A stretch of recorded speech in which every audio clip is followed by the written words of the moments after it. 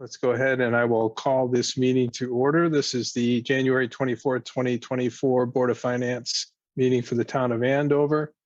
Let's recite the Pledge of Allegiance. I pledge allegiance to the flag of the United States of America and to the republic which stands one nation, under God, indivisible, with liberty and justice for all. Okay, thank you. So we have a pretty busy agenda today. There's a lot in the packet. I don't know if you guys have had a chance to look through it. Yes. But we will try to get through as much as possible. Like I said, I have a kind of a hard stop around 8:30. I'll need to go. So assuming we're still going, I'll hand it over to Joanne and let her continue the meeting. So that being said, let's go ahead and get started. Number 2 on the agenda is public speak. Do we have any members of the public who would like to speak? Looks like we have Shannon with us. Good evening, guys. I'm not a board member, but I'm just here to deal with the Board of Ed, Board of Finance policies. So no public speak. Thanks. Okay, thank you. Okay, we'll move on to item 3, which is changes or additions to the agenda. Are there any changes, additions to the agenda proposed? I don't think so. I just had one, thank you for bringing up that are you away, Mark? Is that? No, I'm in our No, bonus and you right now. don't. The lighting's not great here. I don't know why my video is kind of dim. So. Okay. I appreciate, we'll just stay on task and maybe we'll just, we didn't have a meeting last month and I don't have any additions. Like you said, it's full, but we'll try to just, stay on task and get going on it. And we can hopefully accomplish that. Okay. Well, hearing no changes or additions, we'll move on to item 4, which is old business. The first is to review the policy for AES capital expenditures. Just as a reminder, in the November meeting, I think it was November meeting, we discussed this at length. Had some concerns about some of the limitations that were in the language. I know, Rob, you were going to try to maybe get together with Shannon. You guys are going to maybe try to see if you could kind of work something out. There's no particular pressing need to do this right away, but we do want to try to get it resolved. So I don't know, did you guys get any place in terms of? Right. I mean, I mentioned to you briefly, the outcome of our last meeting was, kind of a bit of a showstopper. I think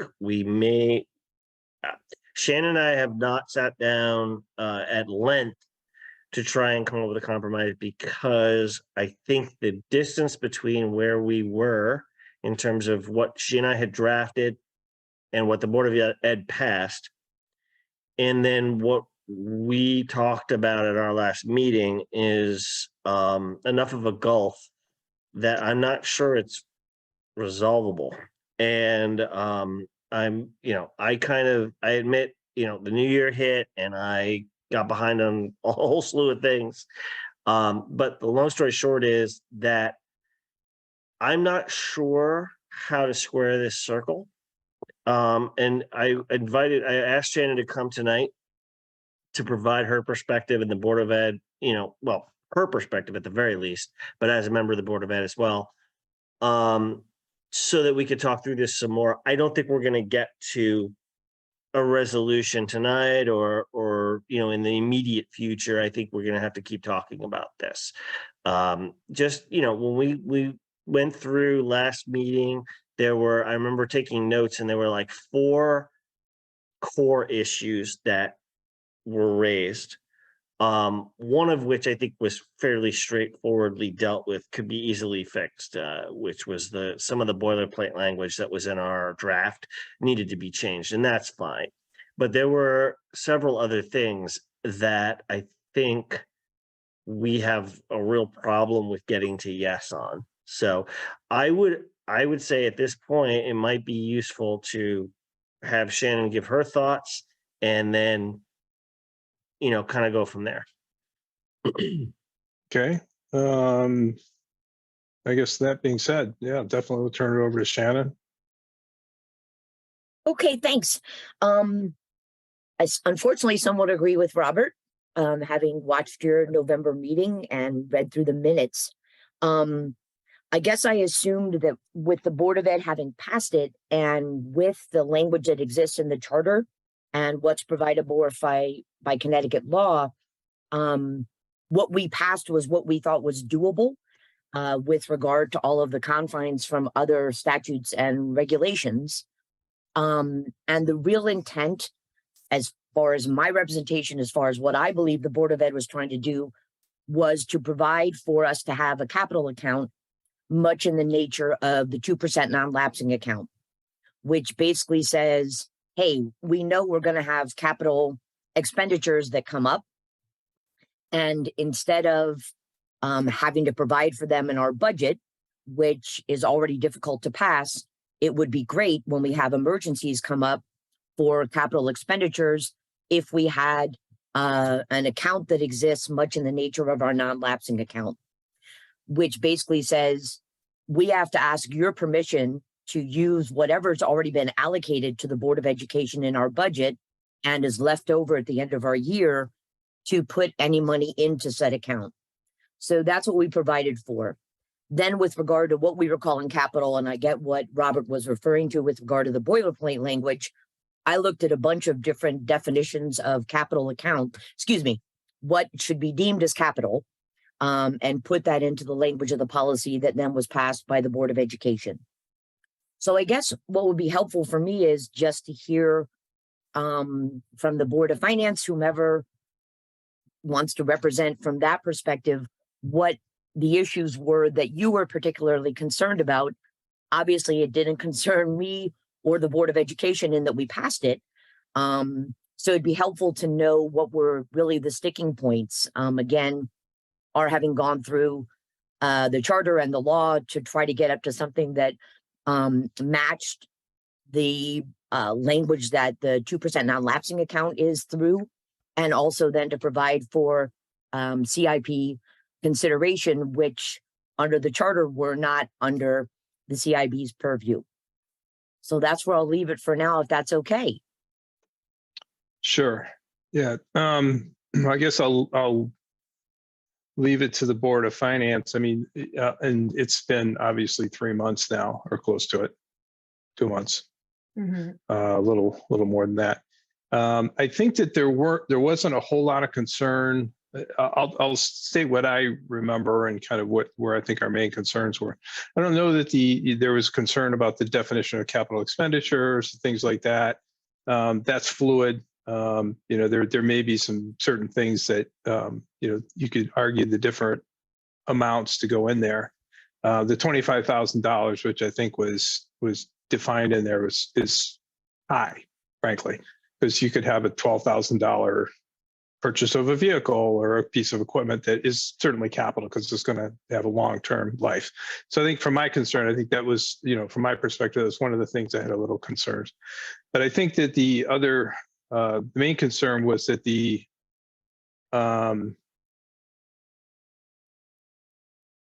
one of the points in there was that the Board of Finance may only transfer funds or authorize the expenditure of funds from the AES capital funds with the approval of the Board of Education. For me personally, this makes no sense because once it's the Board of Finance's purview to make changes to the accounts. These are the town's accounts. Capital fund, I think, is a great idea. I think most of us, at least my personal view, I think most of us agree with that. But it basically, that last item there takes away the fiscal authority of the Board of Finance.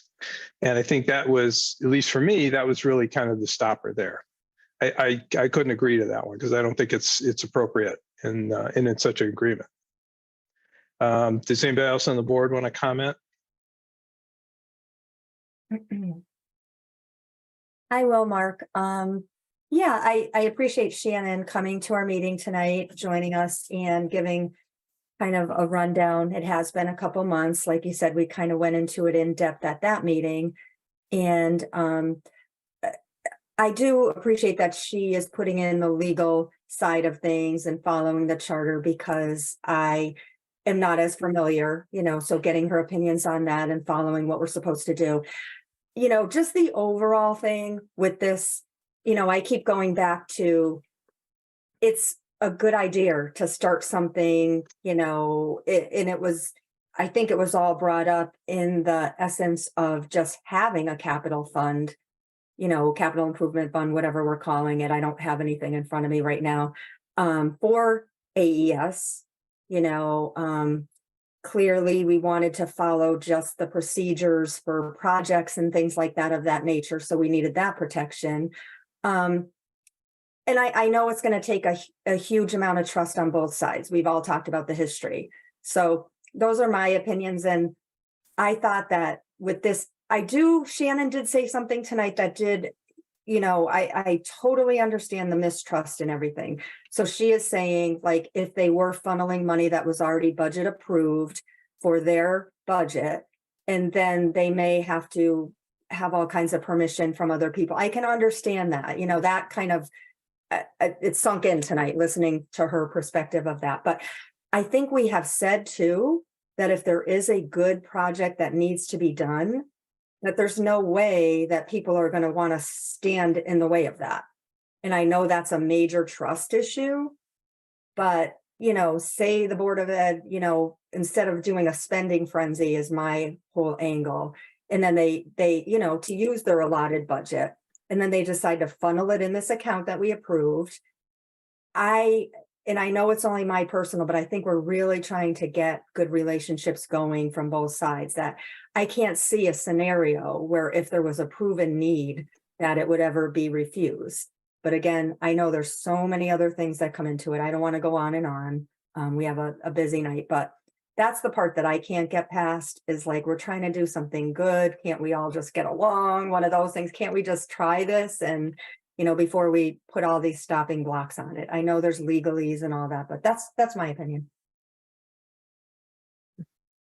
Anybody else have a comment? May Rob? I? Yep. So with respect to the Board of Finance's sort of powers and limiting them, Mark, I think this is where you and I have a bit of a disagreement, and I'll flesh out why I think what I think. One of the things that I tried to do in this policy is pull the Board of Ed into using the CIP process. They are specifically carved out of that in the charter. And one of my asks was, okay, I get that. Will you voluntarily agree to it anyway? So it is also true that the Board of Finance has the power, very clearly delegated to us, that we can move fund money around. Totally agree with that. That is our power. However, in the interest of compromise, the idea here is we could voluntarily say that in this one particular instance that we won't use that without agreement from Board of Ed. And so to me, it cuts both ways, right? Each board is ceding something. That was my take. That's why I agreed to the draft that Shannon and I produced. Agree or disagree, that was the thought behind it. Okay. Now, to what Joanne was just talking about, the trust issue. I think one of the big issues that we have from our last meeting, and Eric spoke to this quite a bit during that meeting, was the involvement or not of the Board of Selectmen in any given project of this nature. This has already been a problem between the Board of Selectmen and the Board of Ed, most famously with respect to the parking lot. Regardless of how you think that all went down, it didn't go well, right? My hope was to try to come to an agreement that would allow us to do things in a better way, that would get buy-in from everyone, and allow us to do projects in a more cooperative way, right? However, from, I believe, and I don't want to speak out of turn because I'm a member of the Board of Finance and not the Board of Ed, but my understanding is that from the Board of Ed perspective, if the idea here is we set this policy up and the Board of Selectmen can just nix anything, even so, it's a problem for them.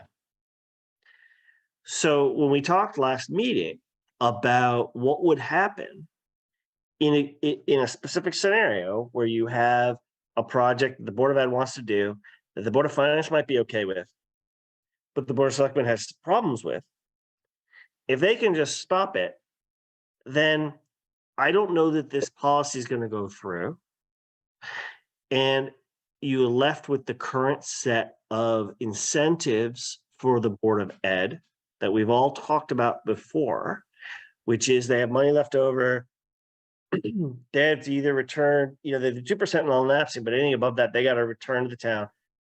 And they have an incentive then to spend it. And we're all trying to, all of us, including the Board of Ed, are like, that's a bad incentive. We need to try to do something better. Well, that I think is the biggest problem we have here, is the idea that they could come to us and say, we want to do X. The Board of Finance might be okay with it. CIP might be okay with it.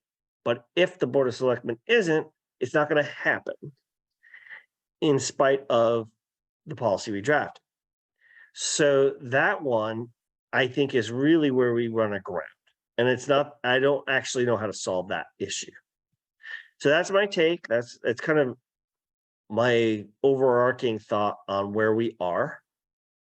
I don't know how to fix it, but I will say that just with respect to each board's prerogatives, Board of Ed, Board of Finance, Board of Selectmen, if we are trying to do a compromise deal to make things better and get to yes, if you will, right?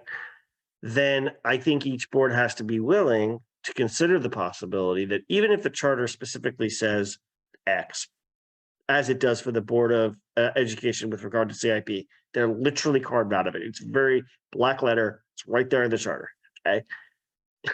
If we are saying to them, hey, give us something, go through CIP, which I think is good. I think it will be a good thing. I'd like to have everything run through CIP, right? Then we have to be similarly willing to make a compromise. That's it. I think I've actually said it like twice now, so I'm going to stop. Yeah. Okay.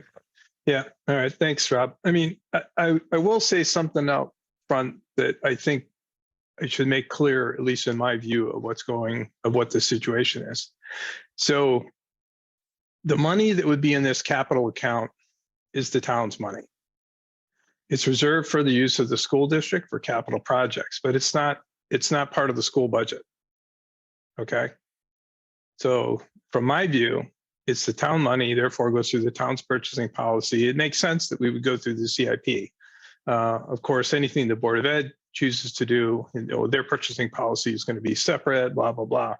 And they don't have a capital account. They probably should under the school, or either since they don't, we can easier to create one under the town. But I think that the reality is this is the town's funds. It's under the control of the town, for better or worse. And that's my problem with, ceding control over the town's money. I think it's inappropriate for the Board of Finance to do so. Mark, I'm going to interrupt you if that's okay. That's Sure. where the rubber meets the road. Yeah. And I thoroughly disagree with you that it's the town's money. That's the problem. What you have in both the non-lapsing account and the account that we're proposing, which I think you just said you believe should exist, is we've had money that the town has voted to budget to the Board of Education. We then have money that the Board of Education says we didn't need that money for whatever reason. Budgets are always estimates. And then we go back to the Board of Finance and say, we'd like to put this amount into a non-lapsing account. That account cannot be touched by the town, as far as I understand. That's not the this law. account, though. That's not this No, account, though, Shannon. I understand right? that. I understand that. And so when we're trying to formulate this, it's kind of this, it's the same thing as far as I'm concerned. And that is, you've got money that has been allocated to the Board of Education for its use. And just like Robert Video. just said, If in fact you want to encourage us to blow through our entire budget, that's the way to do it, by saying the only way you can do this is XYZ. And you've got to go back through the Board of Finance and through the Board of Selectmen and through CIP. I understand we have to jump through hoops. We have to follow the charter and whatnot. The problem is that it is no longer town money, so to speak, once it's been deemed to be under the auspices of the control of the Board of Education. That's the problem. The problem is seeing it as town money versus Board of Education money. And I'm really tired of hearing that it's all town property and it's all town money. That's not the case. We have a town budget and we have a Board of Education budget and we have a RAM budget, which once they've been allocated and voted on by the town are those entities' budgets, so to speak, for lack of a better term. So it no longer is town money. The only way in which it goes back to being town money is if we don't use it and therefore have to return it, and there's an amount in excess of what we're asking to put in our 2% non-lapsing account that the Board of Finance doesn't agree with. So the whole thing here, and then I'll stop, and because I will reiterate or repeat myself as well, is I believe that setting up a capital account should be along the same auspices as setting up a 2% non-lapsing account, except that this would exist for capital expenditures. And as Robert already said, the compromise is we go through CIP. So that's where the rubber meets the road with this whole thing, which is it town money? If it's in a town account, it no longer is available for the Board of Education capital uses, because it could be used, as Eric has said on a number of occasions, he can go into any town account when there's an emergency and use that for the town's use. And we're not saying that we wouldn't agree to that in the case of an emergency, or I won't say that on behalf of the Board of Education, but I'm just saying it either is an account that's there for the use of the Board of Education for emergency or, so to speak, capital expenditures that we didn't budget for, or it's not. Just like our non-lapsing account is there for our use. We had to use it because we had a totally unexpected outsourced student that we had to end up paying about $100,000 for. Totally unexpected. If somebody moves it into town, we need that money for unexpected things. That's all I'll say. And I think that's where we're not going to have an agreement. And if that's the case, then that'll be the situation. We'll just have to use up our budget, and then we'll put what we can in our 2% non-lapsing account. But I think what we heard at our 3-board meeting, and this was from the education law expert, is with capital expenditures, we all need to be working together. Because if we're creating a capital asset for the town, it's something that we all should agree on. If it's been given over to the Board of Education, and it's much like we respect the expertise, so to speak, of the Board of Finance, we need to be respected along the lines of the Board of Education is going to make a decision that this is something that we believe needs to be put aside for capital expenditure situation in the future and into our capital account. We make that decision in our belief that we're doing what we need to do pursuant to the mission that's given to the Board of Education, much like the Board of Finance has its marching orders, so to speak. Okay, sorry, I won't go on any further. Okay. Mark, I just wanted to say one thing. The only thing that I disagree, the money that was going to be in the capital account will be some of the carryover, like Shannon said, but, and so then that we were also going to possibly add money through the budget process, funding a little bit on its own, like we fund for trees or we fund for here. So it's not already going to, the whole total of the money won't all be money that has been, left over. That's just an incentive and a place to put it. This is also a give, in my opinion, if we're going back and forth, the account we're talking about, we would have, picked an amount to just fund or something each year, depending on what's going on. That's all I wanted to say. So it's kind of a combo of money. So not all money that's been voted on by the town. Yeah, That's a I very think different account, it sounds like, Joanne. I'm sorry to interrupt you. That's not what the policy is referring to. So Well, that's what we were envisioning, I think. Okay. I think that's the difference. That Yeah, may and be a very I big difference actually am then. gonna say, I actually see this point. If we were to have a situation where BOE said we have $50,000 left over this year that we want to put in the account, and then the town, through our budgeting process, we say, we're gonna put 50,000 more in, so now we have 100,000, Right. right? Now That's it's what I'm not just BOE money. So like, I get that, and I'm not quite sure how to deal with it because these are Well, both their concern. Like, yeah, if we do put separate money in there, there's not leftover BOE funding. all right? yeah. Now it makes some more sense to me that we would ask for more control of it. That's fair. I Right, don't that's the know point if it makes missing. sense. Maybe the Two answer is accounts. we don't do that. I don't know. But that one actually stymied me. When we talked about that the last meeting, I was like, ugh, I'm not quite sure how to handle that. So fair enough And Rob, can I for my interrupt? part. Yeah, only because I've even heard at the last Board of Select or at the budget meeting, it was brought, I mean, for as much as we're saying negative to the Board of Selectmen or whatever, or the fear is there, not negative, sorry, wrong choice of words. I understand the big fear. Again, I'm more positive about this. I heard them advocating for, they were just discussing their first budget meeting. They were discussing all kinds of things. And this account came up that it's a possibility that more funding could go in there. They talked about different things. Eric was very good about addressing some of the needs that he saw were going to happen at the school. So, I just want to bring aside that I want to bring about that. And I think we're probably not going to make a decision tonight. So we're going to all air our things and then probably go back and think about it. But I'm glad we're able to get this, out there. That a lot of people were positive about the account on the Board of Selectmen, Eric, all the needs that were coming about in the town and even putting a chunk of money in it. So I think we have to, just consider that. I understand the fear side of the Board of Ed, maybe they'd have 20,000 left over. And then we said baby steps. So now with all this problem, I'm really going to want to baby step it. And then just see and kind of prove to everybody that it's a good account and that the intentions are all good with it. That's it. Thank you. I really appreciate your explaining it the way you did, Mark and Joanne, because it sounds like we're talking about two different accounts, or at least two different accounts in the way that I had understood them. Right. I thought that what Robert and I were addressing was a joint BOF policy to address money that we would have directed on our behalf that had already been allocated to the BOE into what's like the non-lapsing account that would then be a capital account.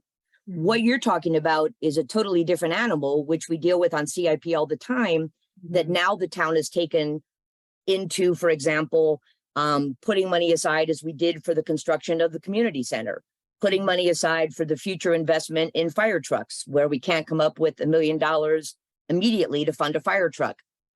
Those are town accounts that are budgeted to those savings, so to speak, over time, that are included in the town budget. If you're talking about creating kind of a separate thing that we do with the RAM budget, when we pass the RAM budget, we pass both a regular account and a capital account for the RAM budget. That's a different animal. And then we've got the different animal of, if we're talking about creating, so to speak, a savings account for capital expenditures for the school or the Board of Education over time, that's in a completely different animal. So I think we need to be clear what we're doing. And we've already taken a lot of your time, and I know you've got a very full schedule. So maybe I will certainly stick around to hear more comments, or if you want to send comments via Robert, and Robert and I go back to this and see what we can hammer out. But you've got a hard stop at 8:30, Mark. I heard that. And I know you've got a very full calendar, so I don't want to take too much more time, but I also don't want to cut off anybody. I'm sorry. No, Shannon, I want to just go back to Mark. Mark, that is the way I understood it. And that's probably the way you envisioned it as well. Like you just said, yeah. Yeah, I think that we have two different things. We were thinking of something larger than just something to capture anything in excess of the 2% type thing. We were thinking bigger in a lot of the ways, but we have to talk about a mechanism to get there. And so there's potentially two different things. We may have to we may So- have to rethink this thing Yep. and do it. Eric, And I'll you just wanted to agree add that- something? I'll just agree that when I was part of drafting what Shannon and I came up with, I wasn't thinking of that initially. Once we got to our November meeting, we started talking about this stuff. Honestly, I hadn't considered that part of it. Now that we have talked about it, like I completely see it. But at the time when we were drafting it, it wasn't something I was thinking. I was thinking about this is a very narrow thing. And then we talked about it some more and we kind of broadened it. And that has implications. Yeah, it So does, for I'm sure, just saying, so that in my defense, I wasn't thinking along those lines when she and I just sort of sat down at my counter here and hammered this out. We weren't thinking along those lines. That's Once we fine. get the board of Understood. finance, okay, now, I'm not saying that what we talked about in November is a bad idea. I'm Right. just saying that changes the Yep. parameters and it makes it Well, a little bit more complicated. Well, I'm gonna propose that we table this. I think we all Yeah. know we have differing understandings of this issue. So Eric, I know you wanted to add something. I'm assuming you'll keep it brief and to the point and germane to this. Please. Sure, a few things. One, I proposed to the Board of Selectmen in the initial budget to put $100,000 this year into the AES Capital Improvement Fund. The reality is they have a couple pretty significant capital needs. 100,000 is actually probably too little for this year, but it's going to be a tough budget year. I don't think I would get boards to agree to more than that. I think this does come down to trust. Trust goes both ways. The Board of Ed's not been too good about any sort of financial reporting to anybody. And that's come to roost. And I don't think that's germane to this topic, but that is problematic. The reality is, the Board of Ed cannot do major capital projects without the approval of the Board of Selectmen. And without a charter change, I don't really believe the Board of Education has a mechanism other than the 2% non-lapsing account for their own capital fund. The town does. Because the town has a mechanism for doing it, we should use that mechanism.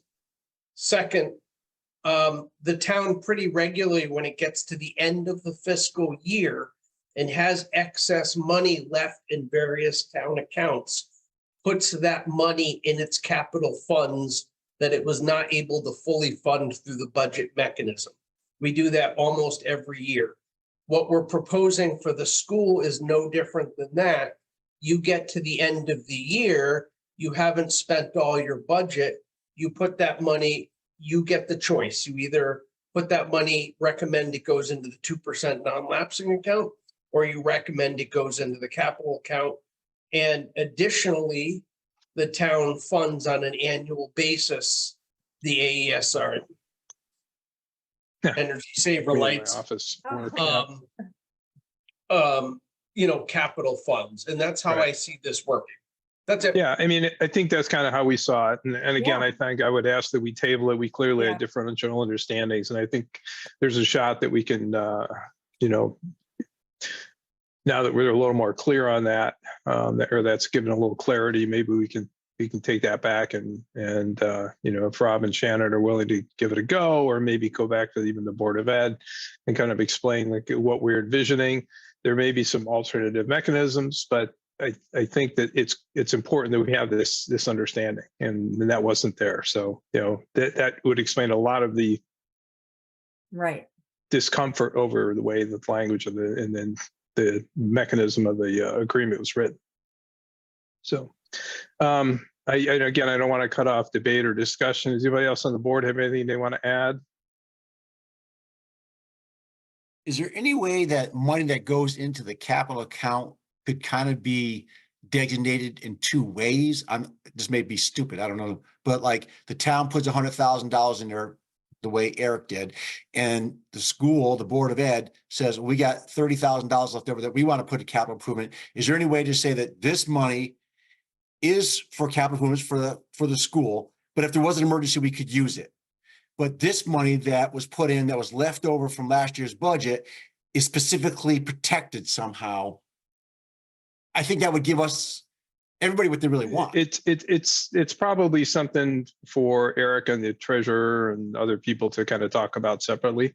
I'm not sure, what the mechanism is. I hate to tie our hands too much about it. I'll say what I said back in November. I mean, if we were reckless in reallocating funds that were intended for the school, we should be voted out. Because if the town votes to put in $100,000 for school improvement, and we take it because we want to, I don't know, put Build a new bridge. furniture and build a bridge or whatever, then they should take us to task for it. But I don't want to subsume the, kind of the authority in terms of the charters. That was my concern. And again, it's just So- that, again, it's the same old thing. I ran into this with work, is where's the incentive not just to blow your budget and spend every last penny? We do that every year at the end of the year. Oh, we watch your pennies all Right. year long. End of the year comes and say, hey, Bill, could you spend $100,000 if we gave it to you right now for your training department? I'm like, what, now in November? No, I can't. But so the incentive there was no incentive. You just spend it all year long. Whereas, it just seems like we're taking the incentive away from the Board of Ed to judiciously spend their money and be able to give some money back to the capital improvement fund. But I'll leave it there. Yeah. Other stuff. I mean, this is the issue. And Bill, I thought along the same lines, could we segregate it somehow? I hadn't really fully thought out my feelings on that and my thoughts on that. But, this is the issue with the scope of the account. If we're putting money in from both the BOE and the town budget, it complicates it, right? And the Board of Ed was absolutely, as Shannon explained, absolutely thinking that wasn't a thing. They were thinking it was solely going to be leftover BOE money. So, all right. I think this is yes, going to make. I them will absolutely happier. talk about it Yeah. with Shannon some more, and we Yeah. should probably move on Yeah. to other agenda items at this point. I think we've kind of Yeah. clarified where we are, and at this point, let's get going. I think they're going to be pleased, though. I think this was a shock to Shannon. I would think. Well, But anyways, let's move on. No, Yeah. we'll have to let everybody sink in and kind of reach an understanding about it. Thank you very much for your time and for allowing me to be here. And I'm also supposed to be at a Board of Ed budget workshop. So Okay, not trying good to- luck. get out of your Board of Finance meeting. But if there are any more concerns or questions, certainly email me, or Robert can get back in touch with me and we'll work towards getting something to you for next meeting. Thanks very much. Okay, thank you, Shannon. Thank you, Sean. Okay, well, if everybody's okay with that, let's move on to the next agenda item, which is the review of the budget to actual. It's in the packet. The details are there. Eric, I see our revenue's down quite a bit. Do we have any major concerns? No, I mean, we always get stuff in late, so I'm not particularly concerned about it. Yeah. Okay. And we're it's not like probably I not don't gonna think pick we're up- gonna get it. Yeah. Well, I the mean, one thing I think we said we expected to come in a little light on was some of the building permit fees and things things are just not happening this year as much as they had been and we had budgeted, correct? Well, actually, I've looked at the stuff from the building department. The building department looks like overall it will come in on budget. There's always a big lag right now. And there will be a big increase in the spring. You also see that with a transfer station. Hmm. And it's weird because all the stickers we're gonna sell are for the next fiscal year. But when they sell them before July 1, they fit on this year's budget. So we expect to get that in late in the year. Yeah. Clerk fees are the unknown. Clerk fees do look like they're a little light, but they're not a lot light. They're like a few thousand light. So I don't have Okay. any significant concerns. And we have gotten, our tax collector is working a little harder than the previous tax collector.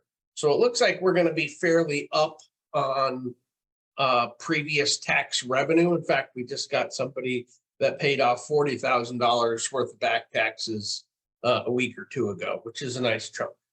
So overall, I think we're gonna be okay. Okay, good. We have one big bright spot, and that's the investment interest is just blowing the budget out of the park. Yeah. We've got over 50,000 accrued up to compared to a budget of 3,000. So that's pretty impressive, and that's all I think due to the Eric and Cheryl putting that in the STIF fund, right? Yep, that's exactly it. The money's now going into a short-term investment fund account run by the state of Connecticut. Nice. You know, I love that stiff account. I wanted that so bad. I dreamt of something like that. And then turns out years and years went by where we could have used it and we didn't. Just, it's so frustrating. Yeah. But I'm so Nice. happy we're doing it now. We'll take it when we have it. Yep. Yeah. Okay. yep. Any other areas of concern, Eric? Or? Brian, you had something? Yeah, sorry, this is awkward, but I have to run out real quick. And I'm gonna join. Sorry, join on my phone. Is that okay? I have to pick up my daughter. Yep, no problem. Okay, thank you. See you soon. So, no, I don't have any real big issues. I mean, there's a bunch of little things that have come up, like we really, and I will put that in this year's budget, so we anticipate it.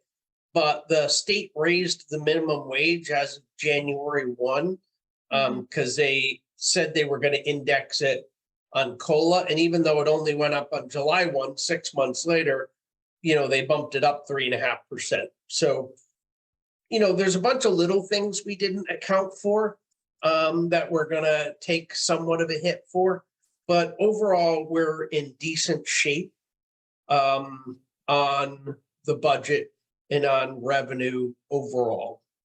The one kind of unexpected thing we did is we did get $10,000 from the Secretary of State's office for the extra hours it's going to take to run early voting. And one of the things that was kind of weird and unfortunate with that is that that money we just got, and they basically said that they're going to give us that money on a calendar year, which makes no sense because it's now going to cross fiscal years. So what a number of towns are doing to compensate with that is just setting up a permanent fund. If the Board of Finance is okay with that, I think that would be my approach to dealing with that, is instead of just putting that money, set up a permanent fund for that, because the Secretary of State's office has said she's envisioning funding that every year and just putting that money in so we have that reserve to cover the personnel time costs for early voting. So in terms of the recent budget stuff, that's really what I have. I mean, I'll answer any questions you've got. One other thing I noticed, we have almost zero expenditures for snow removal. Is that just a lag thing, or do we really literally do no snow removal through December? No, through December, we did basically zero. I mean, very recently we've blown through. We went from, the public works supervisors freaked out because we've got a contract. Basically, we had a lot of salt left over last year, but we still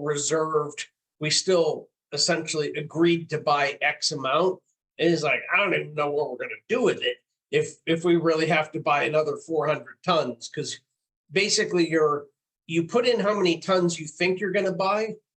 You're legally obligated to buy at least half. So that's how the system works. He's like, I don't know what we're going to do with another 500 tons. Since then, we've blown through an awful lot of salt. So we will replenish and we will spend a good chunk of that money. Public Works has been out plowing a lot. So we will, that will catch up certainly in the next month. Okay. There's weekends involved too, I think, right, Eric? So overtime and all that stuff. So I'm sure there's going to be money there. Oh yeah. Well, that's going to end up, a lot of that will end up getting spent. Yeah. Yeah. Other questions? Any comments or questions for Eric? Okay, hearing none, we go on to the check register as well. I don't know if anybody has any questions on I that. do. I have a question on the, I just, Marina, and I don't know which page, I had printed something out. Marina is still working with you, Eric. I saw one check on page 2 at the end, quite a big amount. Is she just employed doing the minutes? Or has she been doing something else in the accounting office? No, that's minutes. And, she got way behind on submitting her requisitions. Mhm. She does I minutes for Selectmen, Board of Finance, Board of Assessment Appeals, Planning and Zoning, Inland Wetlands, and maybe Mhm. somebody else too. So, Okay, just the Oh, minute, yeah. no problem. paying her a fair bit of money to do minutes, but it's for an awful lot of boards and commissions, and she's Okay. fairly good at it. So, Okay, thank you. yep. Other questions for Eric? And that? Okay, hearing none, I guess we will move on to item 5 on our agenda, which is new business. Again, this is the nominations, election of the board chair and vice chair. I think it was, I can't remember, sometime back in the summer we had, or maybe in September, we had agreed to a policy of having the elections on a routine basis, generally in the meeting following the general election, or 2 meetings following the general election, to give the new board members the opportunity to elect the chair and vice chair. So here we are. So that being said, I guess we can take nominations for chair and vice chair. If everyone puts, who's next? Who's lining up to do this? So, Rob, you got your hand Well, up. as I I like as it. I told like you, that. Mark, earlier today, I am happy to have you be the chair. I, for reasons that are my own, don't feel up to it, so I'm happy to nominate you and stick with it. I think it works and it's working well, so why change it? It ain't broke, don't fix it. I would second that. I'd like to ask Mark how he feels about it. Well, as I told Rob, I would be happy to turn over the reins if somebody were chomping at the bit and willing to. I'm willing to continue. I guess I would say. It was nice to have that break when Diane took it over for a while. But it takes a little of the pressure off. And I guess I should state for the record too that I think everyone kind of understands this, but the chair and the vice chair, these positions really in many ways have no more power than any of the other board members. We get one vote like everyone else. What you do have the opportunity or responsibility occasionally to do is you sometimes participate in other discussions. Eric will sometimes call me and say, hey, what do you think about this? Do you think the board will have a problem? Should I put this on the agenda? And you will sometimes have such responsibilities. But unlike the board of first selectmen, we have the first selectman and a board of selectmen. The first selectman's got some additional responsibilities and powers that the rest of the board does not. That doesn't really the case with the chair and the vice chair. Really, the job is to keep the business of the Board of Finance moving along. Even with the agenda, any member could propose something go on the agenda that, we don't necessarily have on there. And I don't always emphasize that. But if you guys ever had something you wanted added to the agenda, you just have to contact the chair and request that it get put on. And of course, there's always the mechanism to the changes and additions to the agenda in the meeting itself. So that's really, I think, what the role of the chair and the vice chair is to keep the business of the Board of Finance moving along, observe the rules, maintain order in the meetings.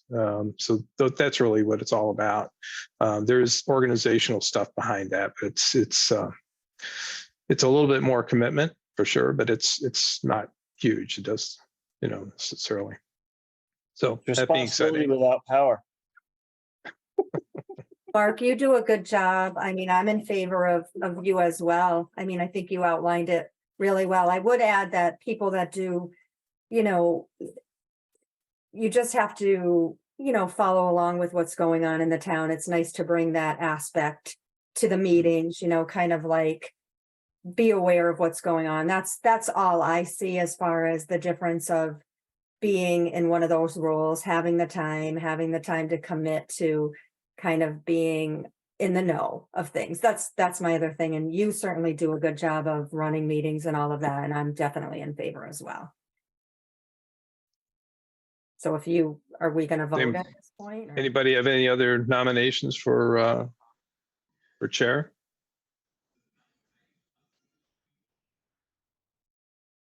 I think Linda's waving her hand, so no. Okay, hearing none, I guess we'll go ahead and take a vote. So Rob has nominated that I retain the chair position for the Board of Finance. All in favor, say aye. Aye. I'll abstain, actually. I'm not raising my hand. Any opposed? Are you opposed, Louise, or are you just slow on I the? know. You do a great job, Mark. Okay, just want to make Who sure is we're our clear current on that. Vice chair, is it Joanne? Joanne, yeah. Yeah, okay. Thanks, Rob. No. I thought so. Yeah. I was just making sure I wasn't making that up. I'm just teasing. All right. And we have one abstention, which is me. And so that motion passes. Thank you very much for your trust and I guess trusting me with the responsibility. So that motion passes and we'll move on to vice chair. Again, basically the same duties. Their job is to step in. Sometimes I'll include Joanne. Something comes up, I'll forward it to her or we'll, just let her know kind of what's going on. As I would for all of you, if it's something germane to the business of the board, if it's imminent, but sometimes just, we'll bounce things back and forth in terms of the agenda or what's, what the next steps are. I let her know about, what happened with Kelly and all that stuff. So that's kind of what that role entails. And then clearly if the chair is unavailable, then the vice chair has the responsibility of running the meetings, et cetera. And I don't think we even had a vice chair up until a few years ago. So I think it's a good position to have somebody steps in, especially somebody who's super willing to spend the time that Joanne has and, attending the town meetings, following up, which I haven't always had the time to do. So it's good to know. So I nominate Joanne, as long as she still would like to, as vice Thank chair. you, Louise. I'd be interested in it. I would second Well, then that. I'll second that. Oh, I got Bill first, Bill got it. also known as not Kathleen. So, Yes, not Okay. Kathleen nominates or seconds it. okay, any discussion? Okay, all those in favor say aye. Aye. Any opposed? Any abstentions? Okay. Did you vote, Joanne? Am I supposed to? Sorry, I didn't pick up that. You can part. vote for yourself. I vote for myself. Yes. Okay, don't- I wasn't sure. I didn't see. Yeah, I didn't. Yeah. Okay, this motion passes. Thank you. Okay, and appreciate your willingness to serve. Happy to. Okay, so that being said, move on to item 5B, which is under new business, which is the vacant position on the Board of Finance.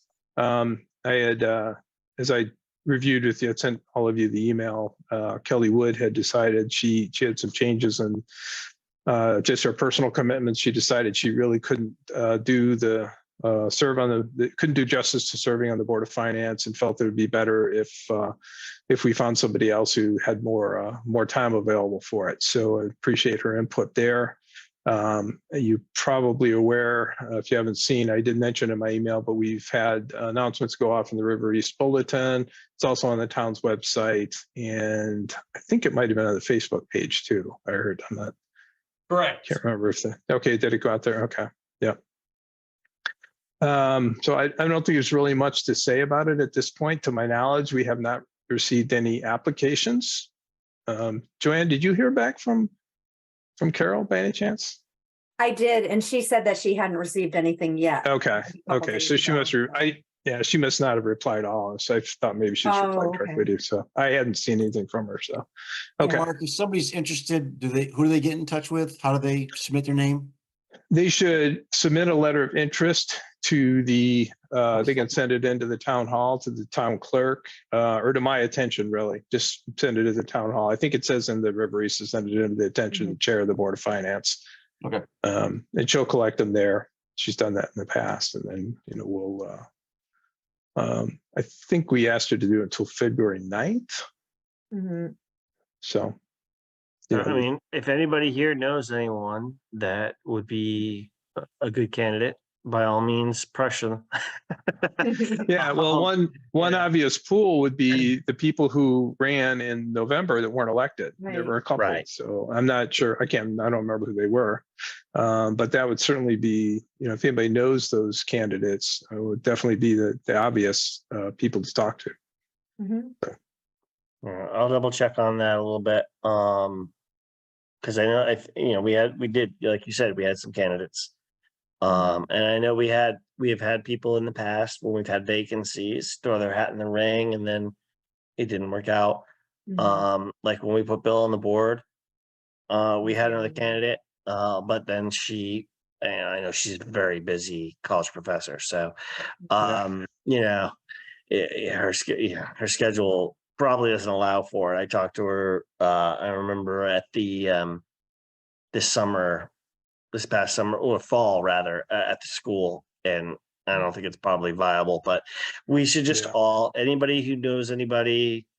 It's always hard to fill these positions, so anybody you can think of. Yeah. Yep. Yep. Okay. All right. Well, yeah, please do let them know, and we'll try to get some good candidates in there. So if nobody has anything else on that, let's move on to item 5C, which is the schedule for budget workshops and the budget hearing. So just as a reminder, I think by charter, we have to have the budget hearing no later than 60 days before the end of the fiscal year. So that means that would have to happen sometime in April. We usually target about the middle of April. Eric, correct me if I'm wrong, but sometimes you've put out like a proposed budget schedule, and I don't think we Yeah. have seen one. Okay, let Have me we? pull that up. I thought I had sent that to you. It's not in the packet, I don't think. Yeah, it's not in the packet. Let me Oh, share okay. my screen and I'll grab it so you can Okay. all look. So while Eric's pulling that up, the other thing I'll mention that what we did last year and I thought worked pretty well is that we had budget workshops basically scheduled every week from mid-March until mid-April. And then the last budget workshop was basically the budget hearing. We didn't actually hold all those meetings, I don't think. Not everybody attended every one because it was a lot. But that was one to review. Okay, sorry. It says Board of Finance there. Maybe I didn't go far back enough in my email, but Is this the one I think you're hopefully looking at the screen which shows the schedule? that's the 22-23 budget. We're on 23-24. Oops. Well, maybe you just had a date wrong there. Looks like you just didn't I change the see date. 2024 on here. Yeah. Okay. Oops. I think that's because everything else looks like it's, so you got a few, I okay. think I just gave you I gave you an earlier draft, but the dates are basically right. Mhm. You will get the budget from the Board of Selectmen. They have 6 budget workshops scheduled between last Monday and March 1st with the intention that you have the budget in your hands on March 1. Okay. Yeah. So I don't think we got it unless I missed it, but okay. But so this basically conforms to the normal schedule that we follow every year. Mhm. And then April 22 to 26, Finance Board Public Budget Hearing. Last possible day, so we don't want to do that. We want to do. So you're proposing April 22 to 26 that week. Yep, that makes sense. We typically do that I guess we do that on a Wednesday, right? I mean, that's the reason we have to do it any other day. We would just do that. If that's our normal Board of Finance meeting schedule would be Mhm. April 24. There you go. May 1, 2, or 7.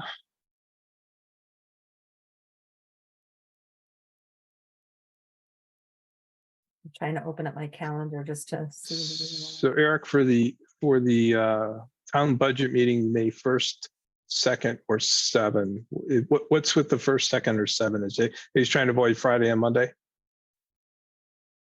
Yeah, because of the oddity that says it's the second following Tuesday. Right.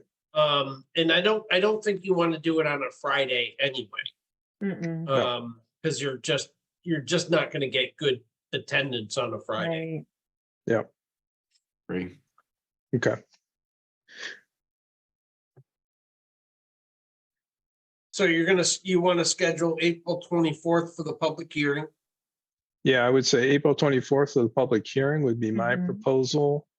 And that's the normal Board of Finance meeting. Mhm. And Yep. then I don't know. So May 1st is a Wednesday, May 2nd is the Thursday, and May 7th is the Tuesday. What does the board feel about scheduling that? I'm frankly okay with any of those dates. I'm sorry. Sorry, Mark, what were the other 2 dates besides the Tuesday, the 7th? Yeah. So Eric's proposed dates for the town budget meeting would be May 1st, Which May is the, 2nd, or May 7th. what days are First- those? May, First is Wednesday. Wednesday, Oh. yeah. The second is Thursday. And the 7th is Tuesday, the following Tuesday. So for me, I would say that the 1st or the 2nd are totally fine. The 7th is less good for me. I'm not saying I couldn't do it, but that's a Mhm. week, that's a day I have the kids.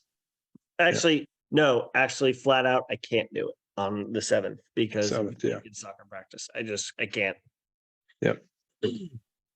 May 1st works well for me, but it's just, Yeah, I think I like the Wednesday just because we have our normal Wednesday meeting. So And a we know cycle, that the Board of yeah. Finance is typically available.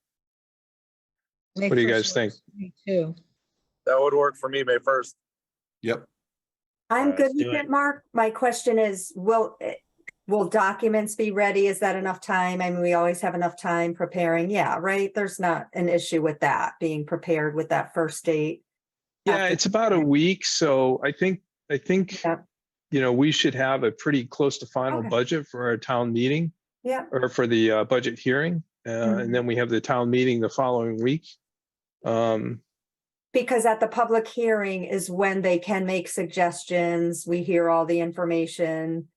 Yeah. Yeah, I mean, I hopefully hear what you're people saying. are. By then we've done okay, I'm just processing our. Yeah, process. Yeah. I think that's the end. That's, we've gone through Okay, our And I'm good with workshops. the and- first two. Yeah, whatever. I'm good with any of the dates really, but So long- my suggestion would be that if you do it if you do public hearing on the 24th and budget meeting on the 1st, that works. I would just as a standby scheduling a meeting on the 25th if you absolutely needed it. Like normally after the budget public hearing, you don't really get a whole lot of response and then you just send the budget on. But if there's something you want to really discuss and act on, you'd have to do it fast that's what because I'm we still talking have to publish, it has to go in the paper and a bunch of stuff has to happen. And 7 days is okay, but it's tight. So you would have to do it on Thursday if we were going to do Okay. that. Yep. Okay. So was that my sounds, thought. Yeah. yeah. So that makes sense. So what I would propose that we set for meetings then, based on what I'm hearing, is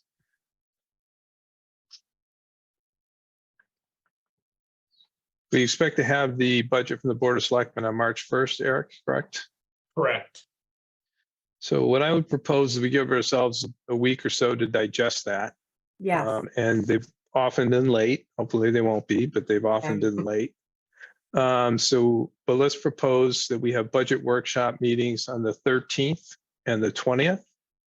Yeah, April 3rd, April 10, and April 17th. I like that. So March The- 13th. but- March 3rd. 20th, Yep, okay. And the what was other 27th date? is the normal budget Board of Finance meeting. Yep, April 3rd, budget workshop. April Okay. 10th, budget workshop. April 17, budget workshop. Mhm. And then budget hearing at the Board of Finance regular meeting on April 24. I apologize. I'm trying to plug this all into my phone and I've lost the plot a little bit. The 13th. send it around. 20th.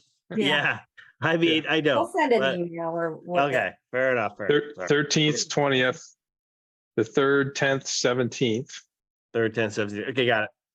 and then the And then the meeting and then the budget. the hearing will be at our Hearing. meeting on the 24th. 24th. And then final workshop, Eric proposes on Thursday, the 25th, which if with luck, if we're good, we won't need, we can cancel it. Yep. May 1st will be the town budget meeting. Got it.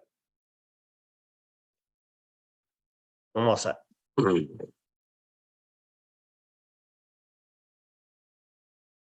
Sounds good. Okay. And then, of course, everything's going to sail through. We'll have the referendum. It'll pass in the first round. Did last year, right? Yeah. You can't count. I am unfortunately I'm traveling a bit for work and by mid-June, so that's going to be a challenge. June, Yeah. yeah. So if all goes well, it'll be fine. I'll be ready for that break. So so if everything went smoothly, that would give us a referendum on May 14th. Okay. Okay, so it's the second Tuesday following the meeting, right? correct.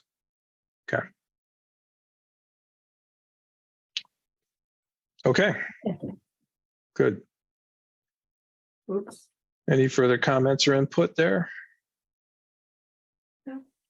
Good with that. Okay. We'll move on to the next item, which is the discussion on the state and local bridge program. Eric, I'm gonna bow out at this point. Everybody. okay. Thanks, Bye. Louise. Enjoy your vacation. Thanks for joining. I appreciate it. I know you didn't intend Thank you. to, but Yeah, take a care. lot going Louise. on. So Okay, bye-bye. enjoy the rest of your holiday. You too. Okay. Oops. Okay, I want to run something by you. Actually, before I go back to the Board of Selectmen with it, because I think they will agree to it.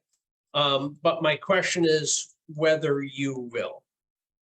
So the purchasing policy kind of gives an out, not an out, but An exception. an exception for the requirement for an RFP for professional services under a whole series of circumstances. We've actually already done an RFP for professional services, which is what we used to hire Nathan Jacobson as the town's engineer. We went after and hired that firm specifically for their expertise and their success in getting things through the state local bridge program. Full stop. I mean, at the end of the day, that's the reason why we selected them. And then we signed a contract with them that said, you know, based on what had been kind of the standard rates and charges for getting bridges and bridge applications through all the regulatory hurdles once they were accepted into the state local bridge program. One of the problems we faced is over the last 6 years, the average cost of doing a culvert / small bridge program that fits under the state local bridge program has gone up by a factor of 4. And some of that is materials and labor. But one of the biggest single factors of that is the regulatory environment has changed and the requirements for the Army Corps of Engineers have changed, and the requirements for deep has changed. So the cost of doing these bridge projects has gone through the roof. We initially put a cap on our agreement with Nathan Jacobson, saying a hard cap, saying if it's going to be over, 75,000, we will go out to a separate RFP. And we put that there because we couldn't envision it would actually cost us more than that for the engineering. But the reality is the engineering for every one of these projects is going to be more than that now. 3 years ago, it would not have been, but it is. So what I want to do is not go to RFP because we've already gone to RFP and hired them as the firm to do these jobs. And we've also successfully gotten federal funding or state funding. So they've submitted an application on our behalf that has been accepted, and only about 30% of them made the cut. So it was a good application. It was done well, and we got the state funding. And I want to just proceed with Nathan Jacobson and just not go to an additional RFP. But I wanted to sound you out first as a board before I go back to the Board of Selectmen, since both you and the Board of Selectmen agreed to the original contract with Nathan Jacobson. So that's what I'm asking. What are your thoughts on it? Because it is a lot of money, and this is the public trust we're talking about. But on the other hand, we went through an RFP process. We interviewed a whole bunch of engineering firms, and we picked them to do bridge projects for us.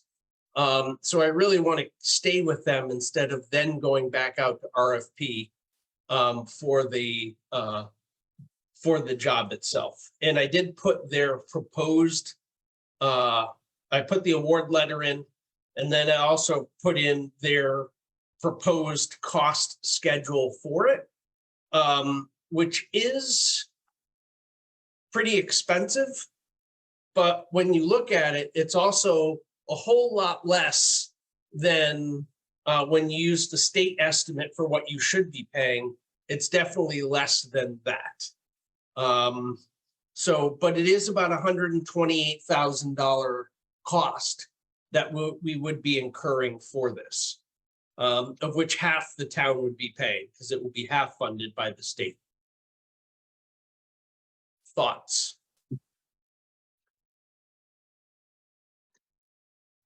I'm personally okay with it. It kind of makes me feel a little angsty, but I think that it would be in the town's best interest to proceed thusly. Eric, what is the time frame and cost of going out to RFP? Like, how long does it take to vet out these type of things, review them, and if any cost involved? Any idea?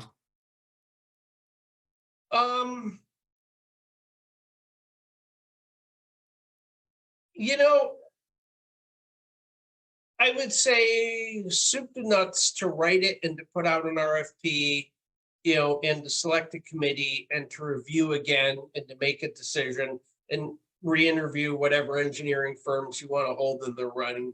I'd say that's a 3 to 4 month process, start to finish. So it's not quick, but it's not the end of the world. I mean, honestly, one of my biggest concerns with this is that I'm not necessarily sure. I was trying to think about who I would get to even pull in for a panel to help, because this is a very specialized design thing. Like with the federal local bridge program, when we go to hire an inspector, for instance, the state will provide us an engineer to sit on a review panel and give technical advice on who you hire. But there's no equivalent in the local. And ordinarily, I would use our town engineer to review these proposals, but I can't do that since I'm sure they're going to be one of the applicants for it. So I'm actually a little questioning how I'm even going to pull off the RFP. But if I have to, I will. I mean, I have enough engineering buddies. I think I could probably line a few of them up to do the evaluations.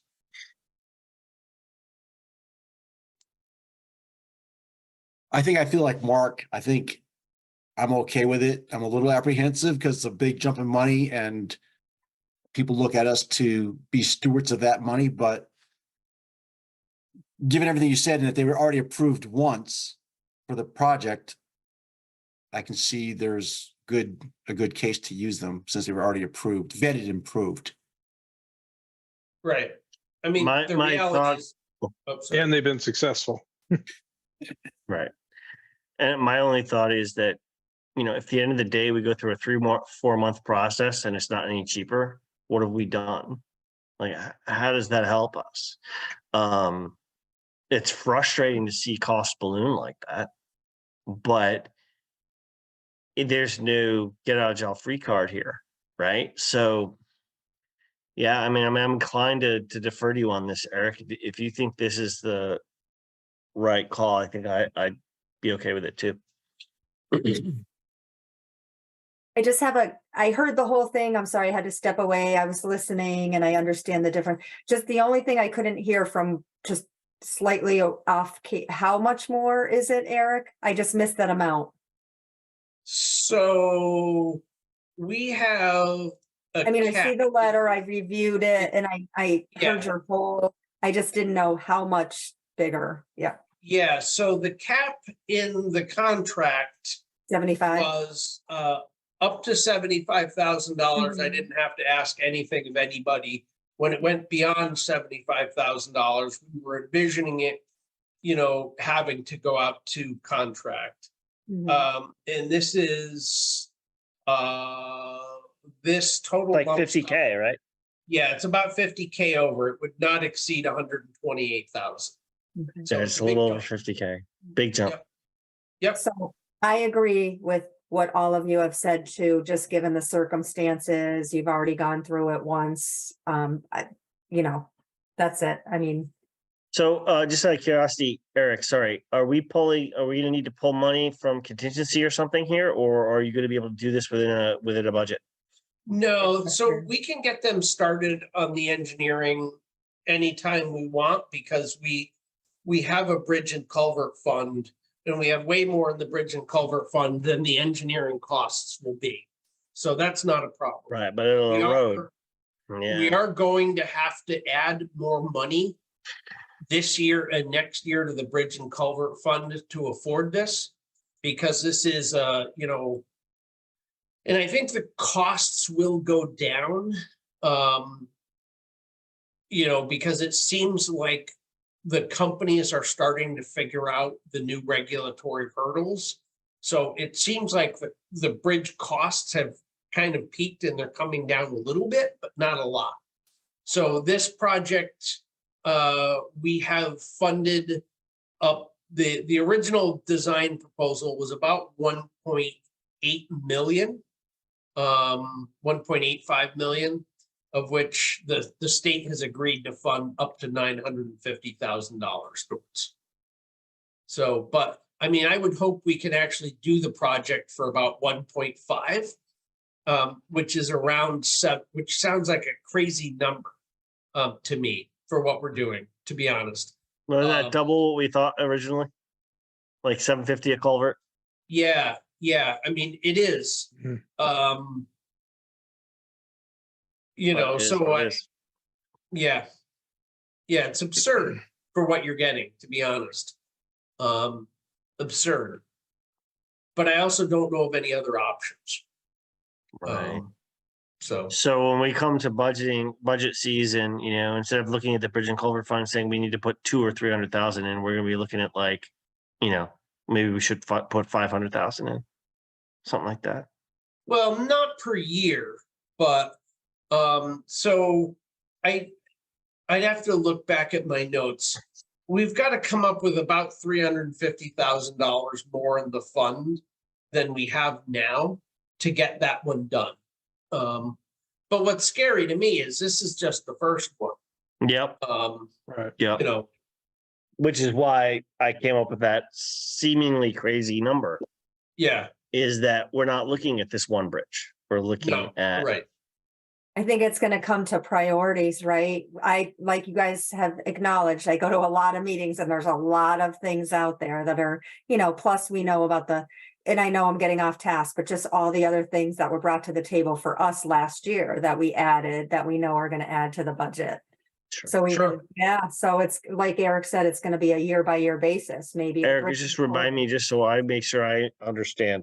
I remember having a meeting last year where we talked about how we had two culvert projects, two really things we really needed to do. And you were like, oh man, the costs are really going up and we need to focus on one of them. This is the one, right? And then we have the other still coming. Yeah, so we're actually, so Sorry, to Jim. summarize, we have 3 culverts right now that are failed. That the engineer has rated essentially in the failed state. The good news is generally these things fail slowly and they don't necessarily fail catastrophically. Though you can see some evidence if you look at if you read the paper, you can see plenty of examples in Eastern Connecticut of catastrophic culvert failures, which lead to emergency repairs. Scotland just dropped $300,000 on 2 emergency bridges because they lost 2 culverts and had to get roads open.